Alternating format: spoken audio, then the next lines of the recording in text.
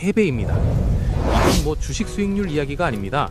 배우자를 먼저 떠나보낸 남성이 느끼는 외로움의 수치입니다. 보통 우리는 검은 머리 팥불이 될 때까지 살다가 한날 한새 가자는 걸 로망으로 삼죠. 그런데 현실 데이터는 우리 낭만을 아주 처참하게 깨버립니다. 최근 포털 뉴스를 장식한 흥미로운 연구 결과가 하나 있었어요. 남편 사별한 여성 오히려 점점 행복해져 라는 헤드라인이었죠. 댓글 반응이 아주 뜨거웠습니다. 내 이야기네 우프다는 반응부터 남자는 아내 없으면 바로 무너진다는 경고까지. 근데 저는 이 뉴스를 보면서 단순히 가십으로 넘길 게 아니라고 생각했습니다. 이건 단순한 감정의 문제가 아니라 우리 노후의 생존과 직결된 아주 차가운 데이터의 경고거든요. 오늘 지구용에서는 이 씁쓸하지만 충격적인 팩트의 이면을 탈탈 털어보겠습니다. 우리가 흔히 사별이라고 하면 남겨진 사람의 슬픔과 상실감에만 집중하죠. 하지만 미국 보스턴대와 일본 치바대가 65세 이상 노인 2만 6천 명을 대상으로 무려 6년 넘게 추적 조사한 결과는 전혀 다른 방향을 가리킵니다. 핵심 팩트부터 말씀드릴게요. 아내를 잃은 남성은 배우자가 있는 남성보다 치매 위험, 사망 위험이 눈에 띄게 높아졌습니다. 일상생활 수행 능력도 뚝 떨어졌고요. 쉽게 말해 삶의 시스템 자체가 붕괴했다는 겁니다.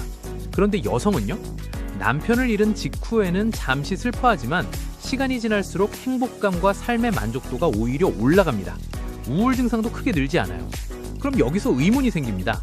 왜 똑같이 사랑하는 사람을 보냈는데 남자는 무너지고 여자는 피어날까요? 대체 뭐가 이 차이를 만드는 걸까요? 근데 여기서 대부분 안 알려주는 게 있습니다. 이건 단순히 성격 차이가 아니라 사회적 자본과 보이지 않는 노동의 비대칭 때문입니다. 쉽게 비유해 볼게요. 남성의 사회적 관계는 초고층 빌딩 같습니다. 직장이라는 아주 높고 견고한 기둥 하나에 의존하죠. 퇴직하고 나면 그 기둥이 사라지고 유일하게 남은 연결고리가 아내입니다. 즉, 아내라는 단 하나의 지지대에 모든 정서적, 실질적 수요를 다 걸어두는 싱글 포인트 오브 페일리어, 단일 장애점 상태인 거죠. 반면 여성의 사회적 관계는 낮고 넓은 단층 건물 여러 채와 같습니다. 가족, 친구, 동네 이웃 등 여러 개의 작은 기둥들이 촘촘하게 박혀 있어요. 그래서 기둥 하나가 사라져도 건물이 통째로 무너지지 않는 겁니다. 더 충격적인 건 돌봄의 무게입니다. 일본이나 한국 같은 아시아 문화권에서 아내는 남편의 주 보호자이자 가사노동의 전담자입니다. 솔직히 말할게요. 어떤 여성들에게 배우자의 사별은 역설적으로 종신 돌봄 노동에서의 은퇴를 의미합니다. 평생 누군가의 밥을 차리고 옷을 챙기고 건강을 수발하던 굴레에서 벗어나 비로소 나만의 시간을 갖게 되는 거죠.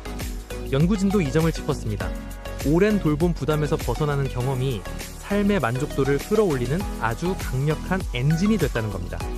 반대로 남성은요, 아내가 사라지는 순간 밥 한 끼 해결하는 것부터 세탁기 돌리는 법까지 모든 일상이 거대한 장벽으로 다가옵니다. 삶의 하드웨어, 가사와 소프트웨어, 정서가 동시에 셧다운되는 거죠. 이 장면에서 저는 딱 하나가 떠올랐습니다. 바로 호주 모나시 대학의 연구예요. 일본만의 문제가 아니라는 거죠. 호주에서도 사별한 남성의 외로움은 첫 해에 3배 폭등했습니다. 여성은 2배였고요. 서구권에서도 남성이 여성보다 배우자에게 정서적으로 훨씬 더 많이 의존한다는 뜻입니다. 애플이 지난 10년간 자사주 매입에만 800조 원 넘게 쓰면서 주가를 부양했죠.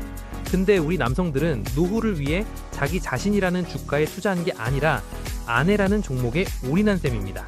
분산 투자가 전혀 안 된 포트폴리오. 그 결과가 사별 후의 급락으로 나타나는 겁니다. 이제 좀 불편한 얘기 하나 드릴게요. 이대로 가면 우리 사회는 거대한 고위험 남성 노인 집단을 떠안게 될 겁니다. 아내를 잃고 술에 의지하며 실제로 연구에서 남성의 음주 빈도가 급증했습니다. 사회적 지지가 끊긴 채 치매와 사망 위험에 노출된 남성들이 늘어나는 건 엄청난 사회적 비용입니다. 반면 여성들은 건강검진을 더 꼬박꼬박 챙기며 자기 삶을 찾아가고 있죠. 이건 단순히 남자가 문제다, 여자가 독하다의 문제가 아닙니다. 독립된 개인으로서 생존 기술을 익혔느냐의 문제입니다. 결론은 이겁니다. 행복한 노후를 위한 진짜 보험은 연금이 아니라 나만의 정체성입니다. 아내 없으면 아무것도 못하는 기생적 관계에서 벗어나야 합니다. 남성분들, 지금 당장 요리를 배우고 아내 외에 친구를 만드세요. 그게 여러분의 치매 위험을 낮추는 가장 확실한 재테크입니다. 여성분들도 마찬가지입니다. 지금의 회복력에 안주하지 말고 신체 활동이 줄어드는 경향을 경계해야 합니다. 결국 사별 이후의 삶은 누구의 누구가 아닌 온전한 나로 서 있을 수 있느냐에서 결정됩니다.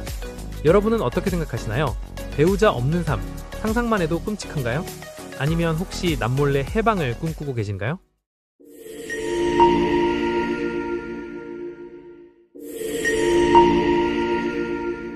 1조 9천억 원. 작년 한 해 우리 세금이 아니고요. 기업 한 곳이 단 한 번의 계약으로 따낸 금액입니다. 그런데 더 놀라운 건 뭔지 아세요?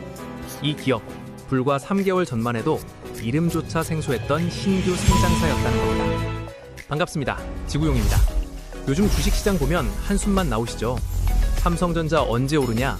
국장은 답이 없다. 이런 소리 정말 많이 들립니다. 그런데 여러분, 조용히 돈이 몰리고 있는 곳이 있습니다. 바로 K바이오입니다. 최근 포털 사이트 종목 토론방 가보셨나요? 바이오는 사기다, 임상 실패하면 끝 아니냐 같은 불신이 여전히 가득합니다. 솔직히 저도 그랬거든요. 예전 바이오 거품 꺼질 때 고생하신 분들 많으시잖아요. 그런데 최근 뉴스를 보다가 제가 고개를 갸웃했습니다. 우리가 바이오는 끝났다고 말할 때 세계 최고의 부자 기업들, 그러니까 화이자나 일라이릴리 같은 빅파마들이 한국에 돈 보따리를 싸들고 오고 있습니다. 그것도 수천억 원 단위로요. 도대체 그들은 우리가 모르는 무엇을 본 걸까요? 오늘 그 충격적인 수치와 숨겨진 뒷이야기 전부 다 파헤쳐 보겠습니다. 자, 팩트부터 체크하고 가죠. 겉으로 보기엔 지금 바이오 시장 여전히 조용해 보입니다. 내 주변에 바이오로 돈 벌었다는 사람 없는데 하실 수 있어요. 그런데 실제 숫자는 완전히 딴판입니다. 최근 코스닥에 상장한 알지노믹스라는 회사가 있어요. 이 회사 상장하고 딱 3개월 만에 수익률이 얼마인 줄 아십니까? 무려 725%입니다. 옆 동네 에임드 바이오도 445%나 올랐어요. 그거 그냥 작전주 아니냐고요? 아닙니다. 이 회사들의 공통점이 있습니다. 상장하기도 전에 이미 세계적인 제약사에 조단위 기술 수출을 성공시켰다는 겁니다. 그럼 뭐가 오른 걸까요? 단순히 기대감일까요? 아닙니다. 지금 시장은 옥석 가리기에 들어갔습니다. 예전처럼 꿈을 먹고 삽니다 라고 외치는 회사들은 철저히 외면받고 있어요. 대신 진짜 기술이 있고 수주가 찍히는 회사들로 돈이 쏠리고 있는 겁니다. 실제로 최근 코스닥 150 지수를 보면요, 바이오 비중이 무려 40%에 달합니다. 코스닥이 오르려면 바이오가 가야 한다는 소리죠. 그래서 지금 자산운용사들이 앞다투어 코스닥 액티브 ETF라는 걸 내놓고 있습니다. 여기서 액티브가 핵심입니다. 예전처럼 시가총액 높은 순서대로 기계적으로 사는 게 아니에요. 펀드 매니저들이 이 회사는 기술이 진짜네 하고 직접 골라서 담는다는 겁니다. 삼성, 미래에셋, 한화 같은 큰 손들이 지금 바이오 쇼핑에 나섰다는 거죠. 그럼 여기서 의문이 생깁니다. 왜 지금인가? 왜 하필 한국인가? 근데 여기서 대부분 안 알려주는 게 있습니다. 지금 전 세계 제약 시장의 판도가 완전히 바뀌고 있다는 사실입니다. 쉽게 비유해 볼게요. 우리가 예전에 스마트폰 처음 나왔을 때 기억하시죠? 그때 부품주들 엄청나게 올랐잖아요. 지금 바이오가 딱 그 시점입니다. 첫 번째 메커니즘은 공장의 변화입니다. 셀트리온 뉴스 보셨나요? 최근에 3개월 만에 누적 수주액 1조 원을 돌파했습니다.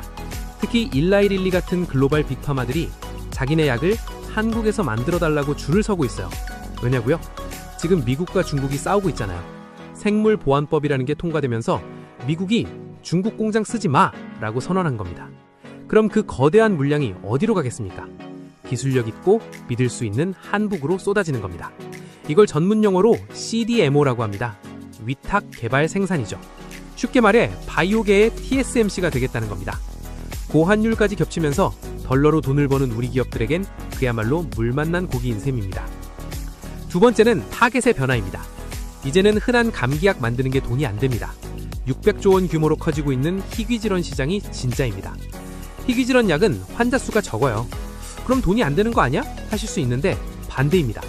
약값이 상상을 초월합니다. 한번 먹을 때 수억 원씩 하는 약들도 있어요. 독점권도 보장해주죠.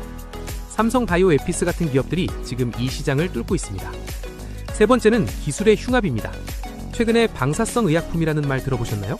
전립선 암 치료제 시장이 40조 원까지 커진다고 하는데 여기에 우리 기업들이 도전장을 내밀고 있습니다. 셀비온이나 퓨처캠 같은 회사들이 암세포만 정밀 타격하는 미사일 같은 약을 개발하고 있어요. 결과는요? 기존 글로벌 제약사 약보다 효과가 더 좋다는 데이터가 나오고 있습니다. 결국 K바이오는 이제 꿈을 파는 게 아니라 실적과 데이터를 파는 단계로 진입한 겁니다. 이 장면에서 저는 딱 하나가 떠올랐어요. 2000년대 초반 삼성이 반도체로 세계를 제패하기 직전의 모습입니다. 글로벌 사례를 한번 볼까요? 애플이 지난 10년간 자사주 마입과 배당에 800조 원을 넘게 썼습니다. 그 결과 주가가 10배 올랐죠. 투자자들은 역시 애플이다 했습니다. 지금 글로벌 빅파마들이 한국에 하는 행동이 이와 비슷합니다. 일라이릴리가 한국에 7,500억 원을 투자하기로 했습니다. 로슈도 7,100억 원을 들고 왔죠. 이들이 단순히 한국이 좋아서 왔을까요? 아닙니다. 한국의 바이오 클러스터, 특히 송도 같은 것의 인프라와 기술력이 세계 최고 수준이란 걸 계산기 두드려보고 확인한 겁니다. 과거 2015년쯤 바이오 열풍이 불었을 땐 기대감 100%였습니다. 뉴스 하나에 상한가 가고 공시 하나에 하한가 갔죠. 그런데 지금은 글로벌 자본의 확인이 동반되고 있습니다. 우리가 보증할게, 너희 기술 진짜야 라고 빅파마들이 도장을 찍어주고 있는 겁니다. 자, 여기까지 들으면 지금 당장 사야겠다 싶으시죠? 하지만 여기서 불편한 얘기 하나 드릴게요. 바이오는 여전히 모 아니면 도인 시장입니다. 제가 아까 옥석 가리기라고 말씀드렸죠? ETF가 나온다는 건 반대로 말하면 그 안에 못 들어가는 기업들은 도태된다는 뜻입니다. 액티브 ETF 매니저들은 냉정합니다. 임상 결과가 조금만 이상해도 바로 던져버려요. 예전처럼 기다리면 오르겠지 하는 전략이 안 통한다는 거예요. 그래서 여러분이 확인해야 할 조건 두 가지가 있습니다. 첫째, 글로벌 기술 이전, 애로 경험이 있는가입니다. 우리끼리 우리 기술 좋아요 하는 건 의미 없습니다. 까다로운 글로벌 빅파마가 돈을 지불하고 그 기술을 사갔는지가 유일한 증명서입니다. 에임드바이오나 알지노믹스가 왜 떴는지 다시 한번 생각해보세요. 둘째, 현금 흐름이 찍히는가입니다. 신약 개발은 돈이 엄청나게 들어갑니다. 매출 없이 투자만 받는 회사는 금리가 조금만 올라도 무너집니다. 반면 셀트리온이나 ST팜처럼 CMO 수주로 실제 덜러를 벌어들이는 캐시카우가 있는 기업인지를 반드시 확인해야 합니다. 지금 K바이오는 바이오 겨울을 지나 진짜 봄을 맞고 있습니다. 하지만 그 봄꽃은 모든 나무에서 피지 않습니다. 준비된 나무, 즉 진짜 기술력이 있는 나무만 꽃을 피울 겁니다. 여러분의 생각은 어떠신가요? 여전히 바이오는 위험한 도박이라고 생각하시나요? 아니면 우리가 놓치고 있는 마지막 기회라고 생각하시나요?